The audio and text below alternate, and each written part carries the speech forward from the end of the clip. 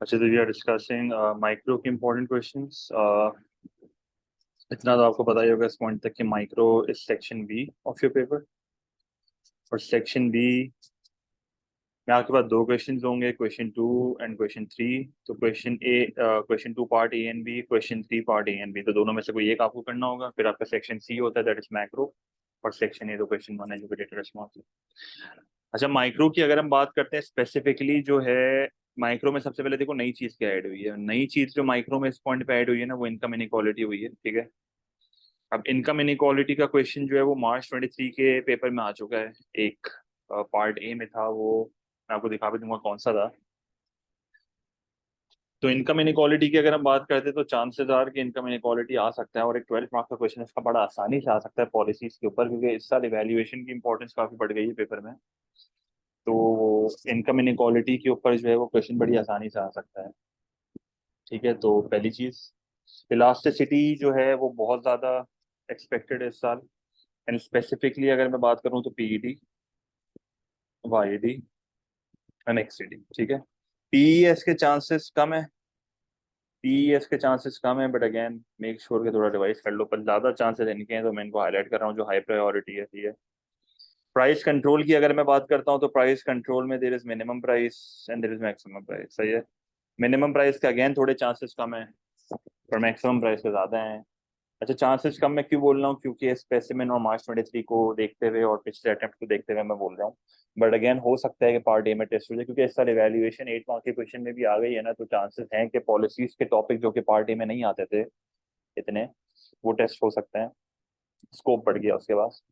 अच्छा, indirect tax and subsidy की अगर मैं बात करता हूँ तो उसमें स्पेसिफिकली एडवांटेजेस एंड डिसएडवांटेजेस, उसके अलावा मैं आपको क्वेश्चन दिखा दूंगा। उसके अलावा कंज्यूमर सरप्लस और इंसिडेंस से जो इनका लिंक बनता है, उसके क्वेश्चन की 8 मार्क के क्वेश्चन बड़े आसानी से बनते हैं कंज्यूमर सरप्लस के साथ एंड इनडायरेक्ट इंसिडेंट्स के साथ।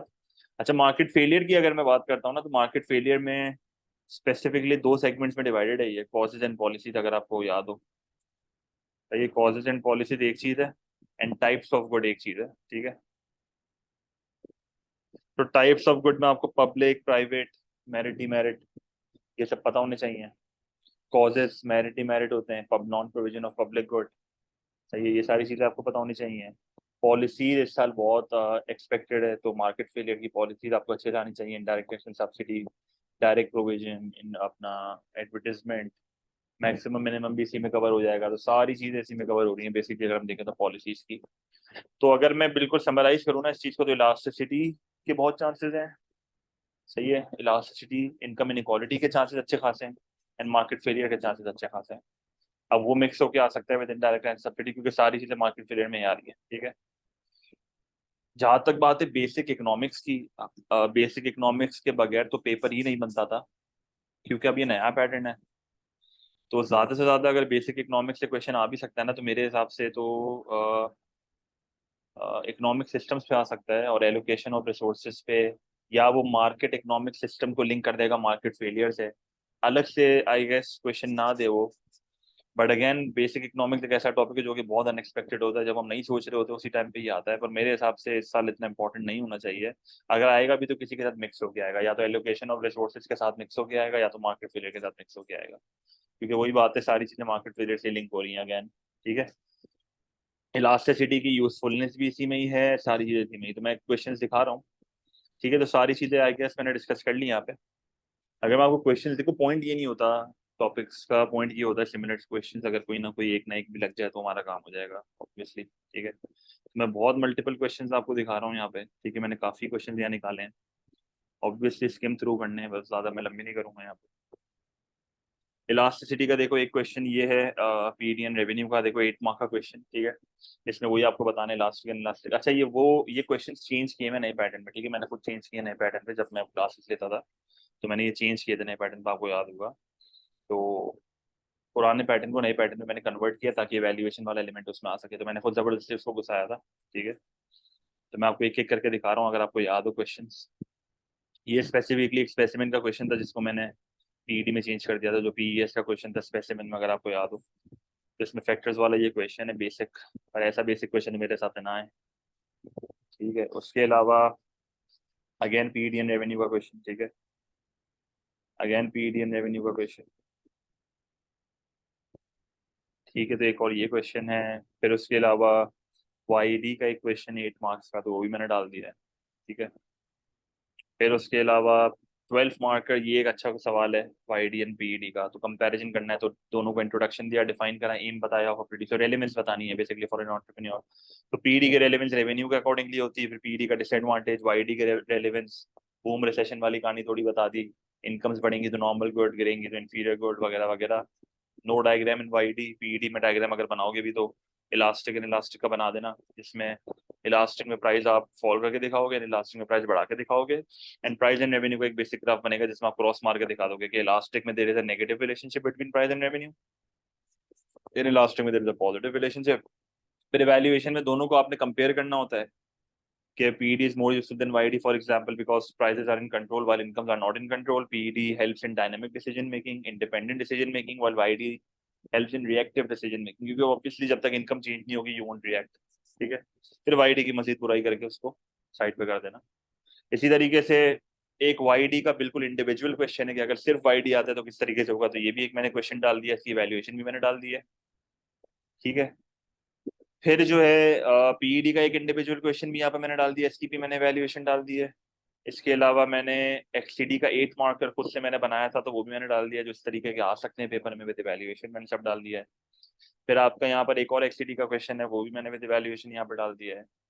फिर XCD versus PED in 12 marker for a producer की यूजफुलनेस, तो वो भी यहाँ पर हमने डाल दिया है, ठीक है। अब अगेन आपकी नॉलेज पक्की होगी तो आप कैच कर रहे हो मैं क्या बोल रहा हूँ, क्योंकि इस पॉइंट में मेरा पॉइंट पढ़ाना नहीं है, मेरा पॉइंट आपको बताना है बस, किस टाइप के क्वेश्चन आ सकते हैं। YD वर्सेस XCD का एक 12 मार्कर है, देख लो एंटरप्रेन्योर पे। फिर एक XCD का सोल क्वेश्चन है एंटरप्रेन्योर पे विद इवैल्यूएशन, सही है। फिर उसके अलावा पीडी पीईएस का क्वेश्चन है, ये उसका ये स्पेसिमेन 23 का क्वेश्चन हम पहले कर चुके थे, ठीक है। फिर उसके अलावा पीईडी वर्सेस पीईएस का है ये फॉर एन एंटरप्रेन्योर, तो ये भी मैंने करा दिया था। अब ये स्पेसिफिकली कार मैन्युफैक्चर पे, बट अगेन अगर आप स्मार्ट इनफ हो तो कोई भी केस पेपर में आपको मिलेगा तो आप चेंज कर लोगे, मेरे हिसाब से तो इतनी कोई बड़ी बात नहीं होगी। तो ये भी विद इवैल्यूएशन मैंने दिया हुआ है। फिर ये एक और क्वेश्चन है स्पेसिमेन 23 का, ये पीईएस की पॉलिसीज के ऊपर है, मुझे नहीं लगता ये आएगा इस तरह का, बट मैंने फिर भी डाल दिया जस्ट फॉर रिविजन पर्पसेस। अच्छा, ये क्वेश्चन है पीईडी की यूजफुलनेस फॉर अ गवर्नमेंट, तो ये एक अच्छा क्वेश्चन है, ये काफी टाइम से नहीं आया है ऐसा क्वेश्चन, तो इसकी भी मैंने ग्राफ्स एंड और कंक्लूजन डाल दिया है। उसके अलावा इन YD versus XCD for government policy maker, ये बहुत पहले आया था, ठीक है, एक ये भी मैंने डाल दिया है। फिर knowledge of different policy makers, वही अपनी मर्जी से आप कोई उठा लो। फिर YD versus PED for government policy maker, again same चीजें रिपीट होंगी। अच्छा, फिर ये PED, how a business might attempt to change the PED, तो ये PED चेंज वाला क्वेश्चन है, ये भी विद इवैल्यूएशन मैंने दे दिया है। इसके अलावा why entrepreneur change the PED, तो मैंने लिख भी दिया है कि it is same as previous question but you just have to add elastic inelastic वाला पोर्शन इसमें, क्योंकि रेवेन्यू वाली बात ना। व्हाई, हाउ का तो ये है ना कि PED चेंज कैसे करना है उसके फैक्टर से खेलो, वाई का रीजन क्या होता है, इलास्टिक करना है क्योंकि रेवेन्यू बढ़ जाए प्राइस बढ़ाने के बाद, तो ये चीज है, ठीक है। तो ये इलास्टिसिटी के क्वेश्चन खत्म। फिर इसके अलावा ये देखो कंज्यूमर सरप्लस का एक मैंने क्वेश्चन डाल दिया है। फिर उसके अलावा यहाँ पर मैंने एक market equilibrium state of disequilibrium वाला, ये एक अच्छा क्वेश्चन है, ये बुक का है, ठीक है, बुक का क्वेश्चन, ये मेरा नहीं है। तो ये एक अच्छा सवाल है बहुत मार्केट का, अगर हम देखें ना, दो मैंने कंक्लूजन दिए, कोई एक भी यूज कर सकते हो आप। ये एक मैक्सिमम प्राइस का क्वेश्चन है एडवांटेज डिसएडवांटेज का, तो ये भी एक बहुत अच्छा सवाल है, इसकी भी मैंने कंक्लूजन दी हुई है, सब दिया हुआ है। अच्छा, ये बुक का क्वेश्चन है, assess whether consumer would always benefit from the introduction of a maximum price, तो सेम आंसर होगा मेरे हिसाब से, कोई फर्क नहीं है यहाँ पे, ठीक है, सेम आंसर है, सेम, मेरा कोई फर्क नहीं है। With the help of a maximum price, consider whether the only way to correct any disequilibrium caused by this price control is to remove the price control. Again, ये भी book का question है, मेरा नहीं है, तो ये भी मैंने डाल दिया, करा दिया था मैंने तो आपको। फिर ये भी पास्ट पेपर का क्वेश्चन है, बट इसको मैंने चेंज किया था, effective and effective maximum price का ये क्वेश्चन होगा। इसी तरीके से मिनिमम प्राइस का भी एक था, तो सिमिलर है। फिर उसके बाद मिनिमम प्राइस का ये फेब मार्च 23 का क्वेश्चन है, जिसमें मिनिमम प्राइस के प्रोज एंड कॉन्स, तो मिनिमम प्राइस मुझे नहीं लगता 12 मार्क में आएगा, अगर आएगा भी तो फिर 8 में आ सकता है, या कंपैरिजन में आएगा विद मैक्सिमम प्राइस, अलग से मुझे नहीं लगता 12 मार्क देगा अब उसका। फिर ये CS वाला क्वेश्चन है इनडायरेक्ट टैक्स का। फिर ये इंसिडेंस वाला क्वेश्चन है इनडायरेक्ट टैक्स का, सही है। फिर ये इनडायरेक्ट टैक्स का एक 12 मार्कर है, जिस पे ये एडवांटेज डिसएडवांटेज की बात कर रहा है। ठीक है, फिर ये एक मैरिजुआना वाला क्वेश्चन है जो कि आ चुका है। ये भी एक अच्छा सवाल है 12 मार्क का। ठीक है, तो मैं आप बेसिकली कैटेगरीज दिखा रहा हूँ कि इनडायरेक्ट टैक्स एंड सब्सिडी के किस तरह के क्वेश्चन आ सकते हैं।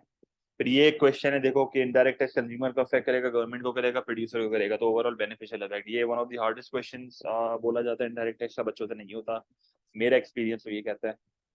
उसके अलावा सब्सिडी का ये क्वेश्चन है, कंज्यूमर सरप्लस सब्सिडी का क्वेश्चन है, इंसिडेंट्स का। फिर ये एक और मैंने बुक का क्वेश्चन भी डाल दिया यहाँ पे। ठीक है, तो ये बेसिक क्वेश्चन है जिसमें मैं इतनी बात नहीं कर रहा हूँ। फिर ये मार्केट फेलियर क्या है, मार्केट फेलियर के तो बेतहाशा मैंने यहाँ पर क्वेश्चन डालने, तो आप कोई ना कोई एक तो आ ही जाएगा, इससे हटके मेरे ख्याल में तो वो टेस्ट नहीं कर सकता भाई। मैंने कौसाई पब्लिक गुड भी डाल दिया है, मैंने एक एक चीज डाली है, मैंने कोई ऐसी चीज जो है वो स्किप नहीं करी है। ठीक है, काफी क्वेश्चन हैं जैसे प्राइवेट पब्लिक फ्री गुड। ठीक है, फिर उसके बाद tool road business street light वाला क्वेश्चन मैंने डाल दिया है, मोटरवे वाला क्वेश्चन मैंने यहाँ पर डाल दिया विद आंसर। ठीक है, विद आंसर। फिर जो है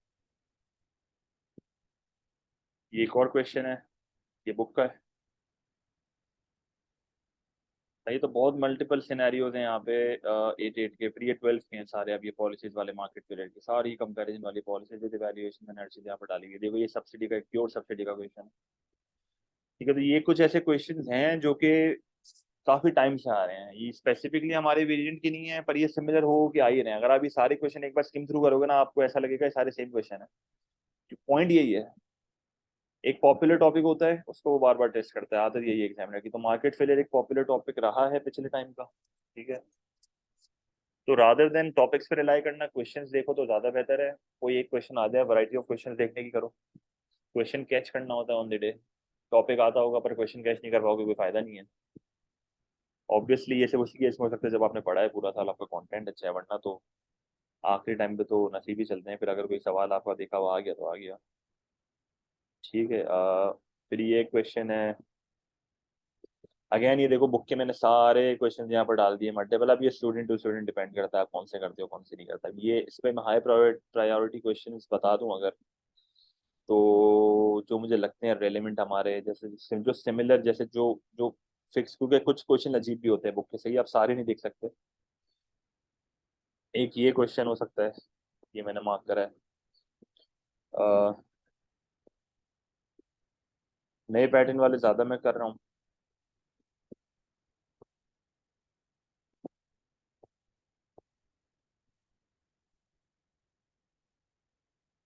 ये क्वेश्चन हो सकता है डायरेक्ट प्रोविजन के प्रोज एंड कॉन्स, ये हो सकता है। तो ये देखो अगेन वही पॉलिसीज हैं। ठीक है, तो ये कुछ ऐसे क्वेश्चंस हैं। फिर ये डायरेक्ट प्रोविजन वर्सेस इंफॉर्मेशन वाला है, ये बुक का क्वेश्चन है। अच्छा, बेसिक इकोनॉमिक्स से वैसे मैंने पीपीसी के क्वेश्चन डाल तो दिए जस्ट फॉर रिवीजन पर्पसेस, पर मुझे नहीं लगता ये आएगा। ये एक अच्छा क्वेश्चन है जो मैंने डाला है अपॉर्चुनिटी कॉस्ट का, और इसका पार्ट भी वही है जो मैं आपको कह रहा था कि ये भी देखो टाइप्स ऑफ गुड पे ही है, तो ये भी एक बार देख लेना काइंडली। कोई मसला हो तो मुझसे पूछ लेना। फिर ट्रांसलेशन वैसे तो आता नहीं है, पर अगेन पिछले 3 4 अटेम्प्ट में वो आया है, तो मैंने फिर भी डाल दिया है। ट्रांसलेशन वैसे है नहीं, प्रोज एंड कॉन्स का क्वेश्चन आता है वैसे तो। अगर मैं ट्रांसलेशन इकोनॉमिक्स की बात करता हूँ ना, मैं आपको बता देता हूँ। मैं आपको ट्रांसलेशन के क्वेश्चन बता देता हूँ कौन कौन से अटेम्प्ट में आए हैं। मैं लिख देता हूँ बल्कि यहाँ पे, मुझे याद है। ट्रांसलेशन का जो क्वेश्चन आया था ना, वो एक आया था जून 20 में। ठीक है, ट्रांसलेशन का एक क्वेश्चन आया था जून 20 में। ये हमारे वेरिएंट की बात कर रहा हूँ मैं, ये हमारे वेरिएंट की बात कर रहा हूँ। तो एक तो जून 20 में आया था P2 वेरिएंट 2, और एक जो आपका आया था ना ट्रांसलेशन का क्वेश्चन, वो था जून 22 में। ठीक है, तो ये 2 अटेम्प्ट्स में ये आया था क्वेश्चन, तो ये काइंडली देख लेना। मुझे नहीं लगता पर ये आएगा, ये मुझे नहीं लगता। फिर इनक्वालिटी जो कि एक बहुत हॉट टॉपिक है अभी का, मुझे लगता है ये टेस्ट होगा, पता नहीं क्यों 12 मार्क में आ सकता है। अगर उसका मूड खराब हुआ तो, अगर पेपर डिफिकल्ट साइड पे हुआ ना तो फिर ये जरूर देगा। अब आपको यहाँ पर क्या पता होना चाहिए, देखो यहाँ पर आपको पॉलिसीज पता होनी चाहिए। इनक्वालिटी ऑफ इनकम की पॉलिसीज क्या है? Minimum wage, transfer payments, unemployment benefits वगैरह, प्रोग्रेसिव टैक्सेशन को बढ़ाना, रिग्रेसिव टैक्सेशन को कम करना, डायरेक्ट प्रोविजन। इन सारी पॉलिसीज वर्क कैसे करती हैं आपको ये भी पता होनी चाहिए टुवर्ड्स डिस्ट्रीब्यूशन ऑफ इनकम। और ये पॉलिसीज की वैल्यूएशन की आपको ये भी पता होना चाहिए। ठीक है, जैसे स्पेसिफिकली अगर ये तो एक क्वेश्चन तो है, चलो इसकी इसकी तो है, मैं नहीं बता रहा। ये एक उसका क्वेश्चन है, किस में आया था ये, ये एडवांटेज डिसएडवांटेज ऑफ इनइक्वालिटी है और रीजंस, तो इसमें रीजंस टेस्ट करिए और एडवांटेज डिसएडवांटेज टेस्ट करें, तो ये एक चीज है। मेजरमेंट ऑफ इनइक्वालिटी इतना नहीं हो सकती, फिर भी मैंने इसमें डाल दिया फाइल में। तो ये तो चलो हमने कर लिया था मार्च में। ये दो क्वेश्चन है ना, ये थोड़े रेलिवेंट लगते हैं मुझे, जो कि टेस्ट अगर आते भी है तो ऐसे आएंगे 12 मार्क के, कि मिनिमम वेज क्या इनइक्वालिटी कर सकता है खत्म, pros and cons evaluation, minimum wage और प्रोग्रेसिव टैक्सेशन में कौन सा अच्छा है फॉर रीडिस्ट्रीब्यूशन। तो अगर मैं मिनिमम वेज के आपको कॉन्स बताऊं, तो मिनिमम वेज का सबसे बड़ा मसला क्या है, cost push inflation, demand pull inflation, क्योंकि ऑब्वियसली कॉस्ट बढ़ जाती है बिजनेसेस की मिनिमम वेज की वजह से, वेजेस बढ़ जाती है लोगों की, तो फिर इन्फ्लेशन बढ़ जाती है, फिर वही बात है, उससे रीडिस्ट्रीब्यूशन वाले मसले आएंगे। फिर आप यहाँ पर ये भी कह सकते हो मिनिमम वेज का सबसे बड़ा मसला अनएम्प्लॉयमेंट क्रिएट कर देता है, सही है, तो ये बात हो गई।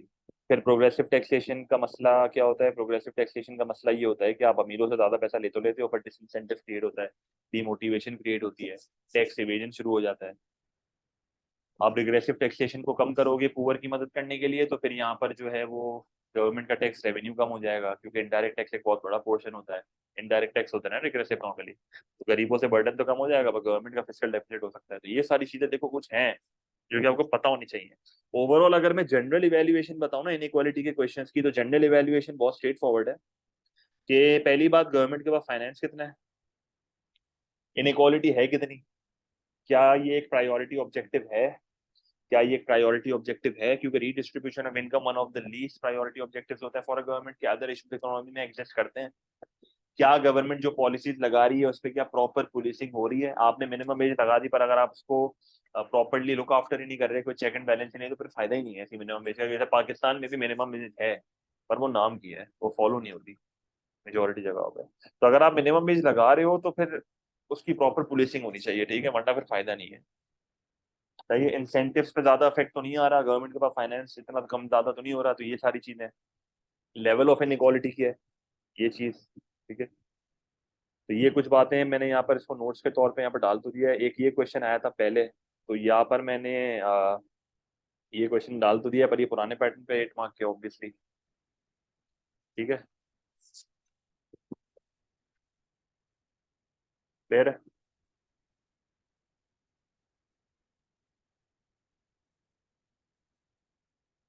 बिल्कुल। फिर ये क्वेश्चन है घिसा बेटा मैंने डाल दिया, फिर मेजरिंग, तो अगर मैं समराइज करूँ ना, अगर हम समराइज करें चीजों को, तो इनकम इनइक्वालिटी, अगर मूड खराब हुआ उसका, अगर पेपर टेक्निकल हुआ तो फिर ये आएगा, ठीक है।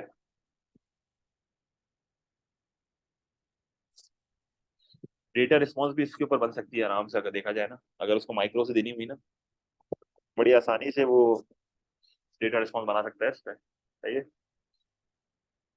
इसके अलावा इलास्टिसिटी तो बहुत लाइकली है, बहुत बहुत लाइकली है, प्राइस कंट्रोल इतना लाइकली नहीं है, पर मैक्सिमम प्राइस, मार्केट फेलियर बहुत लाइकली है, इसके क्वेश्चन बहुत लाइकली हैं। तो ये कुछ सिनेरियो, अगर अच्छा अगर बेसिक इकोनॉमिक्स आता है, तो मैं वापस कह रहा हूँ इकोनॉमिक सिस्टम से टेस्ट करेगा, अगर करेगा भी तो, if if basic economics test, सही है।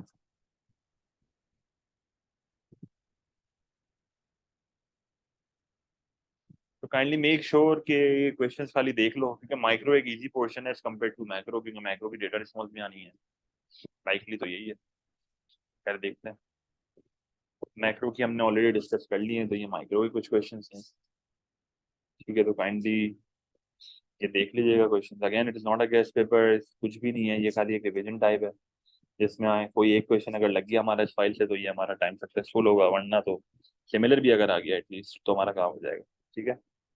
तो गुड लक, कोई भी इशू उन क्वेश्चन में तो फिर आप मुझे पूछ लेना।